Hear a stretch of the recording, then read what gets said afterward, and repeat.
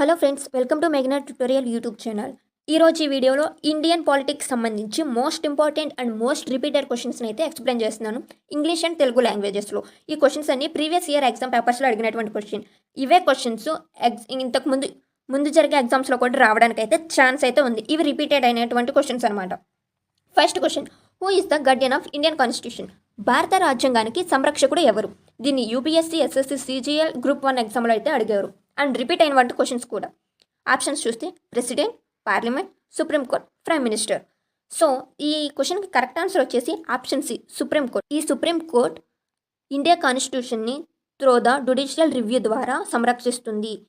అంటే న్యాయ సమీక్ష, సుప్రీంకోర్టు న్యాయ సమీక్ష ద్వారా భారత రాజ్యాంగాన్ని సంరక్షిస్తుంది. దీని ఆన్సర్ అయితే ఇది. దేని ద్వారా? న్యాయ సమీక్ష ద్వారా. సుప్రీంకోర్టు అనేది న్యాయ సమీక్ష ద్వారా అయితే భారత రాజ్యాంగానికి సంరక్షణ వహిస్తుంది. Who is the father of Indian constitution? భారత రాజ్యాంగ పితామహుడు ఎవరు? SSC, railway, APSSC. సో ఈ క్వశ్చన్ అయితే వీటిలో రిపీట్ అయింది. ఈ క్వశ్చన్కి ఆన్సర్ మనకు అందరికీ తెలిసింది. అది డైరెక్టర్గా డాక్టర్ బిఆర్ అంబేద్కర్. ఈయన డ్రాఫ్టింగ్ కమిటీ చైర్మన్. ఈ రాజ్యాంగాన్ని నిర్మించే సమయంలో డ్రాఫ్టింగ్ కమిటీ చైర్మన్, ముసాయిదా కమిటీకి చైర్మన్ ఈయన. అది గుర్తుపెట్టుకోండి, అది important. Third question, right to equality is covered under which article? సమానత్వ హక్కు ఏ ఆర్టికల్లో ఉంది? ఈ క్వశ్చన్ అనేది ఎస్ఎస్సి, సిజిఎల్, సిహెచ్ఎస్ఎల్, గ్రూప్ 4 వీటిలో అయితే అడిగారు. సో ఆప్షన్స్ చూస్తే article 12 to 13, article 14 to 18, article 19 to 22, article 25 to 28.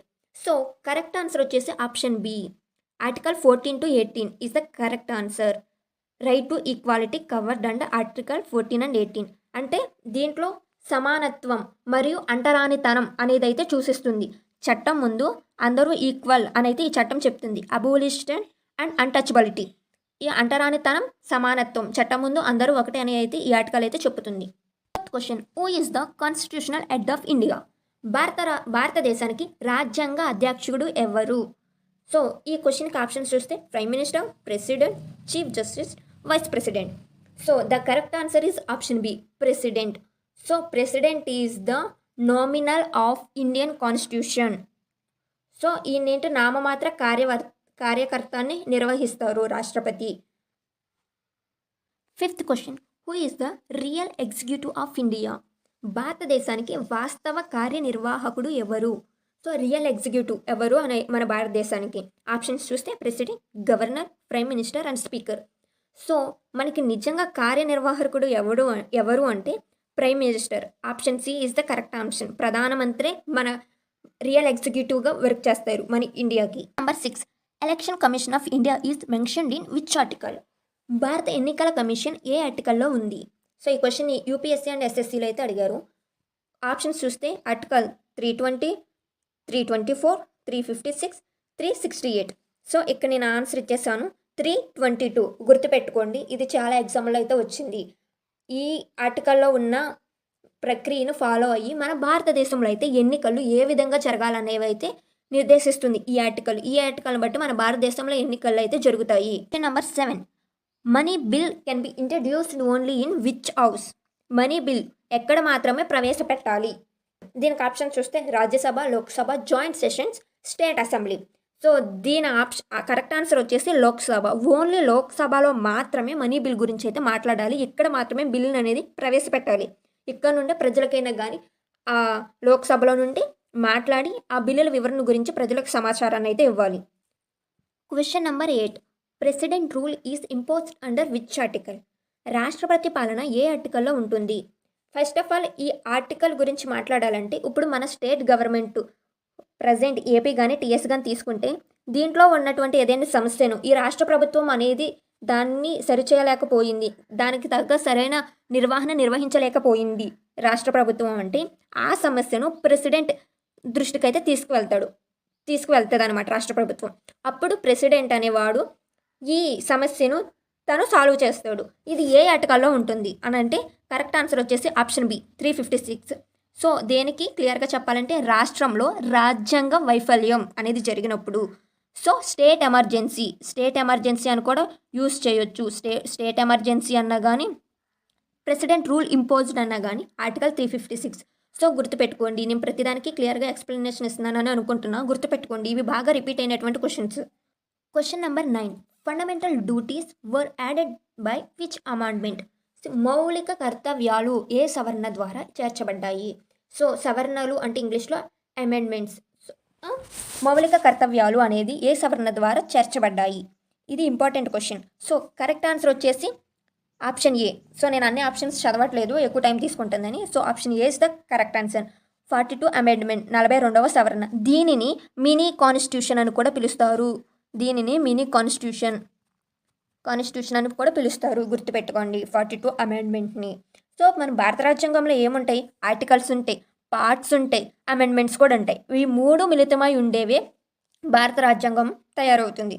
So వాటి గురించి కూడా నేను సింపుల్గా ఎలా గుర్తుపెట్టుకోవాలి, ఏవి ఇంపార్టెంట్ అయినటువంటి ఆర్టికల్స్, ఈ అమెండ్మెంట్ని ఆర్టికల్స్ ఇవి కొన్నే ఉంటాయి కాబట్టి వాటిలన్నింటిలో గుర్తుపెట్టుకోవచ్చు. కానీ ఆర్టికల్స్ అయితే ఎక్కువ ఉంటాయి, వాటిని ఎలా సింపుల్గా గుర్తుపెట్టుకోవాలి, ఏ ఇంపార్టెంట్ అనేది కూడా నేను వీడియో చేసి అప్లోడ్ చేస్తాను. అవి కూడా కోడ్తో, సింపుల్ కోడ్తో ఎలా గుర్తుపెట్టుకోవాలి అనేది. Question number 10. Who is the chairman of Rajya Sabha? Rajya Sabha అధ్యక్షుడు ఎవరు?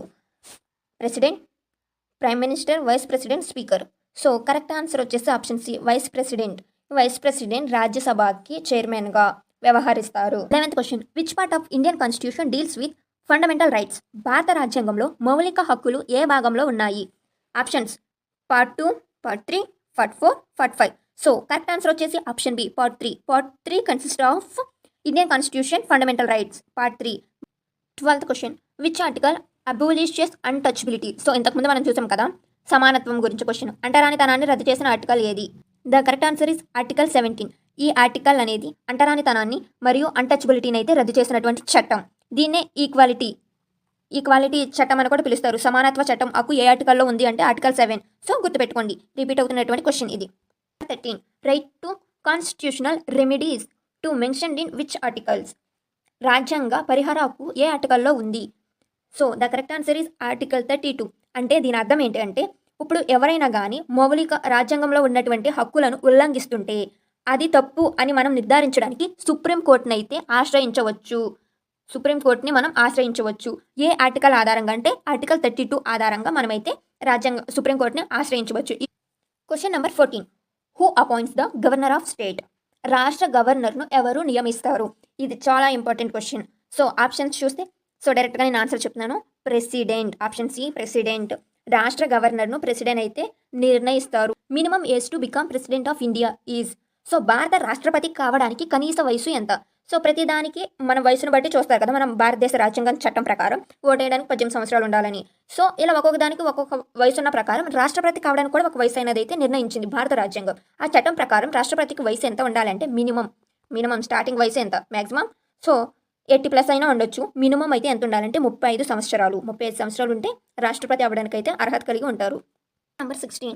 How many members are nominated to Rajya Sabha by president? So రాష్ట్రపతి రాజ్యసభకు ఎంతమంది నామినేట్ చేస్తారు?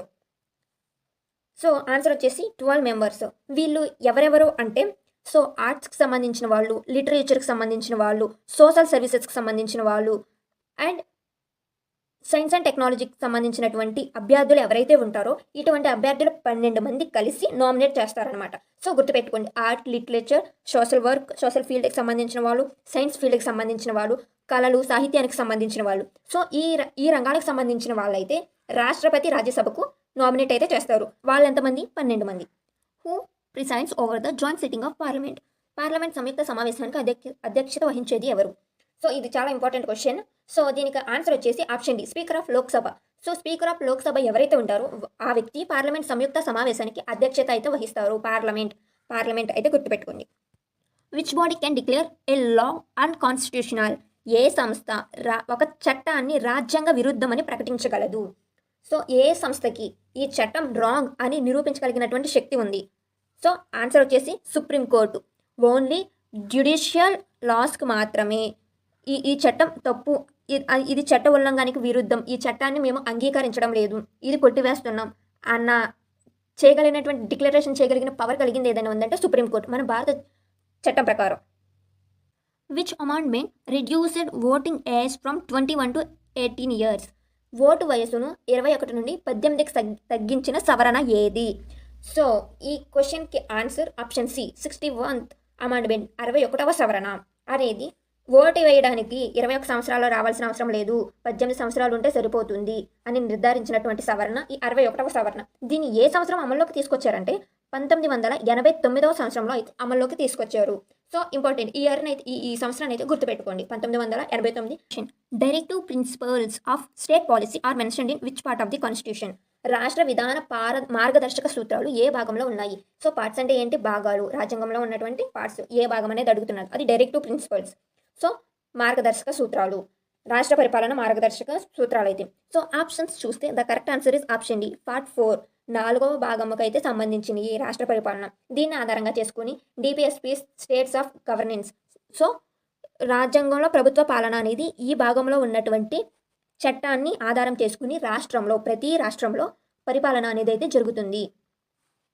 సో ఇవి friends most repeated and most expected India politics సంబంధించినటువంటి అయితే క్వశ్చన్స్. సో ఇంకా నెక్స్ట్ పార్ట్లో ఇంకా ఉన్నాయి. ఆ క్వశ్చన్స్ నేను వేరే నెక్స్ట్ పార్ట్గా వీడియో అయితే అప్లోడ్ చేస్తాను. ప్లీజ్ ఎవరైతే వీడియోని చూసారో ఒక్క చిన్న లైక్ చేయండి. కొత్తగా ఎవరైనా చూస్తుంటే ప్లీజ్ సబ్స్క్రైబ్ చేసుకోండి. సో మీకు ఉపయోగపడే ఇన్ఫర్మేషన్ అనేది మాత్రమే ఛానల్ నుండి అయితే అందించడం జరుగుతుంది. ఇవన్నీ రిపీట్ అయిన క్వశ్చన్స్ అండ్ ఏ క్వశ్చన్ ఏ ఎగ్జామ్లో వచ్చిందో కూడా అయితే నేను మెన్షన్ చేశాను. సో ఈ క్వశ్చన్స్ అనేవి మీకు ఉపయోగపడతాయని ఆశిస్తున్నాను. సో ప్లీజ్ ఒక్క చిన్న లైక్ చేయండి అండ్ థ్యాంక్స్ ఫర్ వాచింగ్.